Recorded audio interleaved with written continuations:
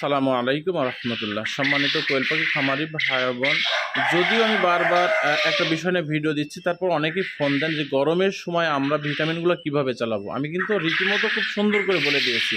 তো আমি প্র্যাকটিক্যাল এখন একটা দেখাই দিচ্ছি। এখন সেহরি খাওয়ার পরে ফজরের নামাজ কালাম পড়ে আসলাম। আপনারা যদি দিনের বেলাতে ভিটামিন খাওয়াতে চান বা পাখিকে সেবন করা প্রয়োজন মনে করেন, তাহলে এখনটা দিয়ে দেন। এখন থেকে 9টার আগ পর্যন্ত দিয়ে দেন, তাহলে এই সময়টা ঠান্ডা থাকবে। আর সারাদিন কিন্তু গরম থাকবে, সারাদিনে আপনারা ভিটামিন দেওয়া দরকার নেই, আবার রাত্রে দেবেন। এই প্রসেসে আপনি আপনার পাখিকে ভিটামিন দেন গরমের সময় যদি আপনি সারাদিন ভিটামিন দেন দিনের বেলাতে, তাহলে ওপরের রোদ এবং ভিটামিন কিন্তু একটা গরম শক্তি, এটাতে পাখির কিন্তু এফেক্ট পড়বে, পাখির ক্ষতি হয়ে যাবে। এই বিষয়টা আপনাদের বোঝাতে পারছে না, যার জন্য যখন ফজরের নামাজ কালাম পড়ে আসবেন বা যাদের একদম ভোরে উঠবেন, উঠে আপনারা 2 ঘন্টার জন্য আপনারা ভিটামিনটা দিয়ে দেন এবং সারাদিন ভিটামিন সি অথবা অন্যান্য দেন, তারপরে রাত্রে দেন আবার।